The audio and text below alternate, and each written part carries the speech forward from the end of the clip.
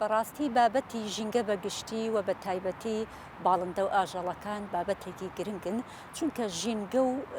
ئاژەڵ دوو بابەتن ئەتوانین بڵین تەواوکەری یەکترین. ئاژەڵ و باڵندەکان جارێ ئەگەر لە سەرەتاوە دەست بەوە بکەین خوای گەورە هیچ دروستکراوێکی بێحیکمت و بێهودە دروست نەکردووە. یەکێکیش لە دروستکراوەکانی ئاژەڵ و باڵندەکانن. ئاژەڵ و باڵندەکان لە ژینگەیە ئەبنە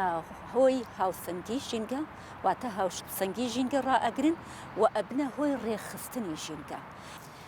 گرنگی ئاژەڵ و باڵندەکان لەسەر زەویە لە تازەترین توێژینەوەیە هاتووە کە توێژینەوەیە کراوە لەسەر باڵندەکان کراوە.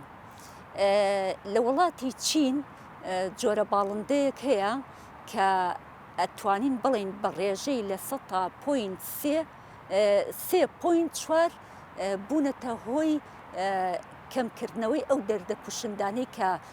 ڕوبەڕووی بەروبوومە کشتتوکاڵیەکان ئەبێتەوە. باشە لە کیشوەری ئاسیا ئەگەر باسی گرنگی ئاژەڵەکان بکەین لە کیشوەری ئاسیا لە ساڵی 1986 سێ جۆر باڵندە هەبوون هەڵۆ و باز و داڵەکەرخۆر. ئەم سێ باڵندەیە ڕوبەڕووی جۆرە نەخۆشیەک بوونەوە کە وردە وردە کەم بوونەوە. کاتێ ئەمانە کەم بوونەوە باڵندانە کەم بوونەوە چی ڕوویدا؟ دوو لە ڕووی بینەر و بیسەر ئەو جۆرە سەگانە زیای کرد کە ئەم باڵندانە تەنها ئەو سەگانەیان ئەخوارد. بۆیە بە نەمانی ئەوان و بە زیادکردنی سەگەکان پەتایەک بڵاو بۆەوە ناوی پەتای سەگگڵاوی بوو. بووە هۆی گیان لە دەستانی 47,300 کەس لە کیشوەری ئاسیا. بۆیە ئەلێرەوە بۆمان دەرئەکەوێ کە گرنگی ئاژەڵ و پەلەوەرەکان لە ناو ژینگەدا چی. بێگومان هەر زیانگەیاندنێ بە ژینگە ئەگەر چی ئاژەڵ بێ ئەگەر چی پەلەوەر بێ ئەگەر چی دار و درەخت بێ ئەگەر چی پاشەڕۆ بێ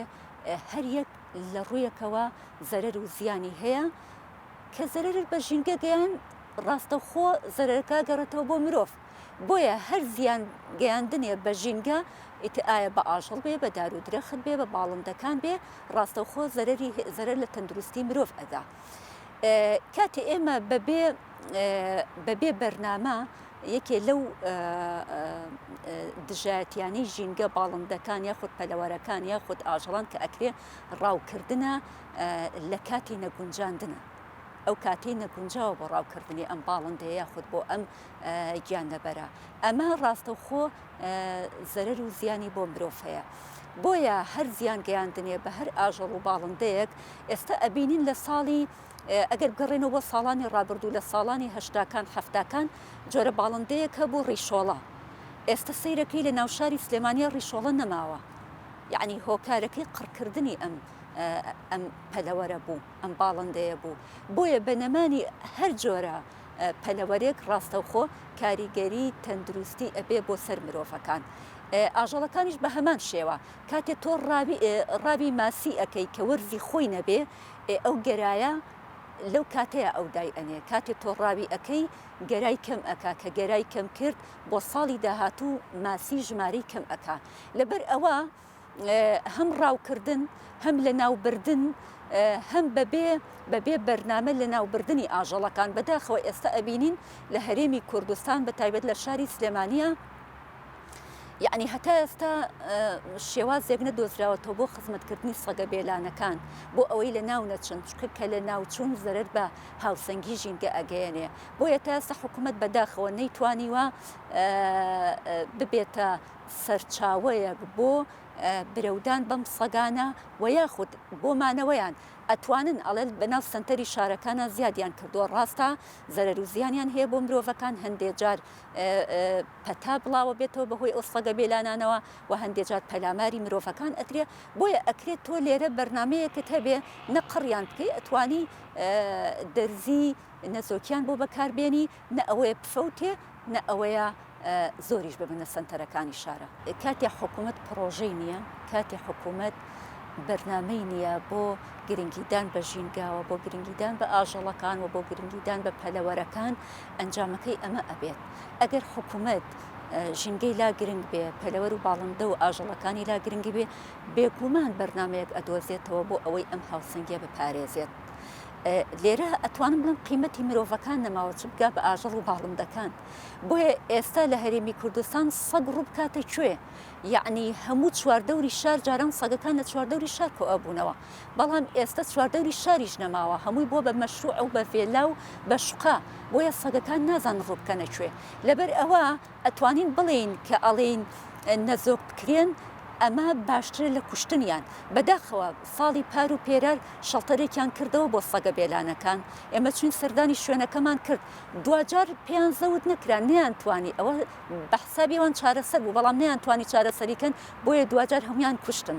بەداخەوە کە ئەمەش زەرەر لە هاوسەنگی ژینگە ئەدات. ئەو نمونەی کە جەنابەت باست کرد پەپولا بە زینووی مۆمیای ئەکەن بەس لەبەر ئەوەی زینەیەک بێ و بۆ سوودی بەرژەوەندی مادی خۆیان.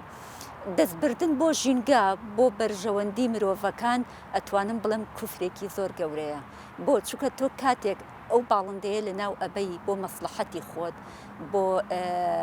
زیادکردنی داهاتی خۆت، ئەمە ئەتوانم بڵێم گەورەترین تاوانە بەرامبەر بە ژینگە ئەکرێت.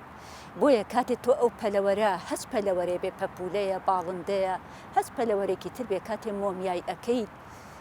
ئەگەر مردار بوو بێتەوە مۆمیای بکەی بە هەر حاڵ، بەڵام خۆت دەست بەری و بیکوژی و لە ناوی بەری یاخود بە زیندویی مۆمیای بکەی، ئەمە تاوانێکی زۆر گەورەیە. ئەمە سێ سەرچاوەمان هەیە بۆ گرنگیدان بە باڵندە و ئاژەڵەکان و بە ژینگە بەگشتی: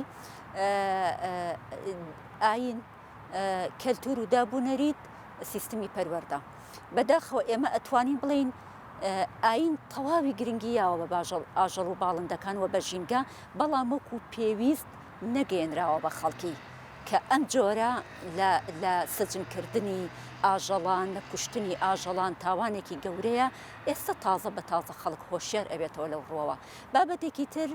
کەلتور و دابوونەریتە کە ئێمە لە کۆنا بەداخەوە ئەتوانین بڵین ئێستا کاریگەریەکەی دەرئەکەوێت کە وەختی خۆی بۆ نمونە ئەگەر مناڵێک عەجوولی بکردایە، دایک و باوکی ئەیان ترسان بەوەی پشیلەکەت بۆ بانگەکەم یاخود سەگەکەت بۆ بانگەکەم یاخود سەگەکە ئەتخوا. بۆیە ئێستا لە تەمەنی ئێمەومانان بەرەو خواردتر، لە ئەوانەی کە لە هەشتاکان بەرەو ژوورترن، ئەتوانی بڵین ئێستاش لە پشیلە ئەترسن، لە سەگە ترسن. بۆ چکە کەلتور و دابوونەریتەکە وای کردووە ئەم مناڵی لە مناڵیەوە ترساندووە، بۆیە ئەم ئاژەڵی لا بۆ بە دێوەزمە ئەگەر پشیلەی بینی وە ئەزانێ ئەیخوا. بۆیە دابوونەریت و کەلتور زۆر گرنگە بۆ گرنگیدان بە ئاژەڵ و پەلەوەرەکان. بابەتێکی تر سیستمی پەروەردەیە. بەداخەوە تا ئێستا لە هەرێمی کوردستان لە منهەجە لە قۆناغەکانی خوێندنە بە تایبەتی قۆناغی سەرەتایی هیچ گرنگێ بە بواری ژینگە نەدراوە، نەک گرنگی بە بواری پەلەوەر و باڵندەکان. بۆیە ئەکرێ حکوومەت بیر لەوە بکاتەوە لە سیستمی خوێندنە بە تایبەت لە قۆناغەکانی سەرەتاییە و یاخود لە ڕەوزەیە مناڵ فێر بکرێت دۆستی ئاژەڵ بێ، مناڵ فێر بکرێت دۆستی پەلەوەر بێ، لێی نەترسێت. باشە، بەڵام بە مەرجێک مەرجی سەلامەتی بۆ ئەم مناڵە یاخود مەرجی سەلامەتی بۆ ئەم ماڵە. بۆیە ئەکرێت لەم سێ سەرچاوەوە ئێمە خەڵکی هۆشیار بکەینەوە و خەڵکی ئاگدار بکەینەوە لەوەی کە زیانگەیاندن بە باڵندە و ئاژەڵەکان زیانگەیاندنە بە مرۆڤەکان و بە ژینگە بەگشتی. یەکێک لەو شتانەیە کە بەهاڵە بەکارێت لەگەڵ ئاژەڵە ئەوەیە کە بەکار ئێنن بۆ ئیشی بازرگانی. تەنها ئەوە نییە بڵێن بەکڕین فرۆشن بە خۆیانەوە، بەڵکو بە پێویستیان بە پێستەکەیەتی، بە فەرۆکەیەتی بۆ هین دروستکردنی هەر شتێک جانتا بێ، بۆ جوانی بێ، ئەیکەن بە پارچەیەک لە ماڵەکەیە مەسەلەن پێستەکەی دایەخەن، بۆ نمونە ئاسک و هەنێک لەو بابەتانە هەیە لەم ئاژەڵانە سەرەکەی نیوەی لەشەکەی ئیکەن بە دیوارەوە بۆ جوانی، یعنی با بڵێن شاخی ئاسکەکە، شاخی بزنەکان، ئەمانە یعنی هێنێ ئاژەڵێک لە ناو ئەبات تەنها لەبەر خاتری ئەوە، یان بۆ لە فیلە کێشێکی زۆر زۆر گەورە هەیە فیلەکە لە ناوە بن بەس بۆ نابەکانی خۆی هەر لە کۆنەوە ئەم شتە خۆی کێشەیەک دروست دەکات لە سروشتە، یعنی ئەم ئاژەڵانە کەمن و ئەهێنرێت ڕاویان ئەکەن طبعاً بە شێوەیەکی هەڵەش ئەوەی کە ئەبرێت زیاتر ئەتوانن با بڵێن مێیەکان لەوانەیە برن کە ئەمە کێشێکی زۆر گەورە دروستەکە لەبەرەوەی ئەو کاتە زاوزێ ئیتر ئەوەستێ کەم ئەبێتەوە و ئەساساً ئەم ئاژەڵانە خۆیان لەو نوعانە نین کە زۆر بن بەعکسەوە کە من ڕۆژ بە ڕۆژ بەرەو نەمان ئەڕۆن ئەمانیش هەیەن پێویستیان بەمانەیە بۆ ئیشێکی با بڵێن کارێکی تیجاری بۆ کڕین و فرۆشتن بۆ پارە پیاکردنێکی کە یعنی سوودی ئەوەنە نییە سوودی بۆ خۆیان زۆرە پارە چاک وەرەگرن بەڵام لەناو با بڵێن سروشتە زەرەری زۆر زیاترێکە پێشەکی ئێمە بێ بزانین کە ئەم ئاژەڵ هەیە هەنێک ینی یەکێک لە شتەکانی کە ئەکرێ بەرامبەر بە ئاژەڵ ئەویش وشکردنیانە تەحنیتی پێ ئەڵێن بە عەرەبی مەمیفاید بە ئینگلیزی بەڵام ئەمە ڕێکاری تەندروستی خۆی هەیە ئەبێ بە شێوەیەک بکرێ کە زەرەری نەبێ ئەگەر مەسەلەن ئەم ئاژەڵە هەر نەوە نەخۆشیێکی پێوە بێ کێشێکی زۆر گەورە دوای دروست ئەکا هەم ئەگوێزرێتەوە لە ناوچوونی ئاژەڵەکە و بەم ئیشانش ئەو نەخۆشیانە ناوەستن و لە جیهانە زۆر یعنی هەیە و کێشە زۆرە بۆ نمونە هەیە بۆ ئاسک هەیە بۆ مثلەن بۆ شاخوشتی بۆ فیل بەکارئهێنن والحاصل هەر کەسە و بەنەوەیەک بە پێی حەزی خۆی و پێی چۆنەڵێ خوازی خۆی شت داواکە لەمانە و هەوڵی بۆ ئەیا و ئەگەڕێەوە تاکو کەسێکی بۆ دۆزێتەوە بۆی بکات بۆ نمونە مووەکە مووی ئەو هینە شێوازی ئەو مەمیفیکیشنەکە کراوە ئەو چۆنی ینی ئەو تریتمنتەی بۆ کراوە بە فۆرمالینە احتیمالێک هەیە ینی جار ئەو مووە کێشە هەر دروست ئەکا هەیە هەر حساسێتی پێی هەیە چۆن هەیە ئەڵ بە منەڵ بنەک باسیەکە باسی حساسێتەکە بە مووی سەگ و پشیلە بێ یا هەر ئاژەڵ بە هەیە تەنانەت بەس بە بۆنەکەیان ئەمە نەوعێکە لە کێشەکان دوو ئەگەر خۆیان کێشەیەکیان هەبیانە هەڵگیری نەخۆشیەک بن بە هەمان شێوە کێشە دروستەکە بۆ نمونە هەنێ شت هەیە حتا مەسەلەن بە پێی قانونیش ینی حکوومەتیش خۆی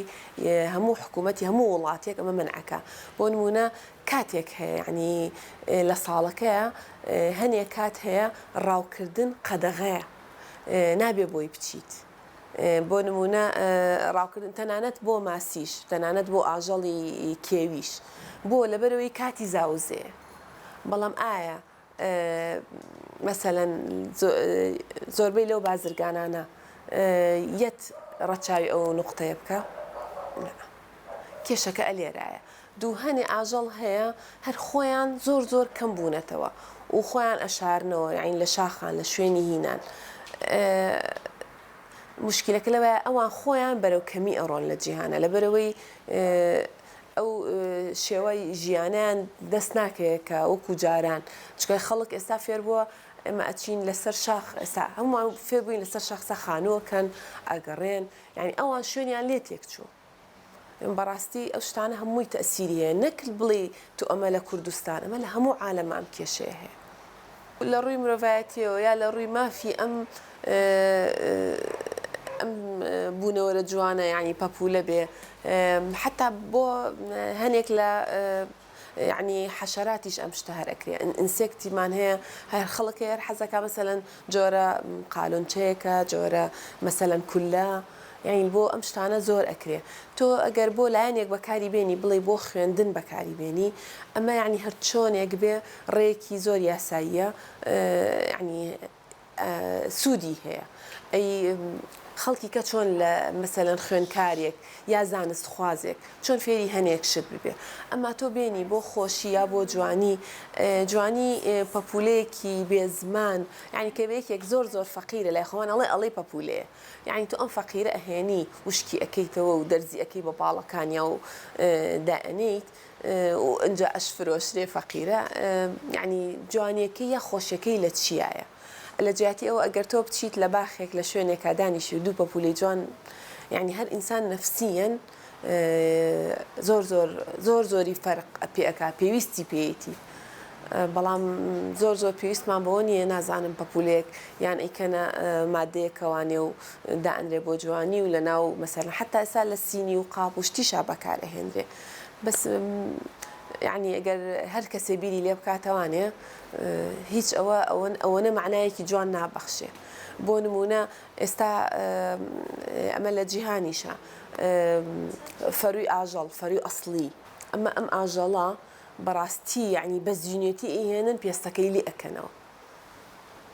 ئەگەر ینی زۆر کەس بزانێ هەموو جارێکە لە مەڵم ئەگەر زۆر کەس هەنێک کەس بزانن لەوانەیە پارەشی پێ بێ قەت نەچێ ئەوە بکڕێ چکە بەگەر بزانین بە چ عەزابێک ئەو فەروە لێ ئەکرێتەوە ئەمە فەروی ئەسڵی بتر بۆ پێستەی ئاژەڵەکان هەنێک هەیە ینی چۆنەڵی یەکێکە لە پیشەسازیەکان بۆ پێستی ئاژەڵ کە بەکارێنن بۆ قەمسەڵ و بۆ ئەوانە ئەوەیان ئەوە نییە با بڵم بە زیینەتی پێستەکەی لێ ناکەنەوە شکر دوای ئەوەیە بەکار ئەهێنرێت و ینی ئینسان ئەتوانێت سوودی لێ ببینێ بەڵام ئەڵێ ئەبێ دائیم بزانین لە چ وڵاتێکەوە بۆتیە ئەو وڵاتە چنەوە نەخۆشیەکی تایە هەنێک کێشە هەیە احتیمالاتی کێشەیان زۆرە بە ڤایرۆس و بە بەکتریا ئەگەر لە ئاژەڵێکی نەخۆشەوە بێت یان نەخۆشیەکی پێوە بێ ئەو ئاژەڵ ئێمە زۆر بە ئاسانی تووشی کێشاوی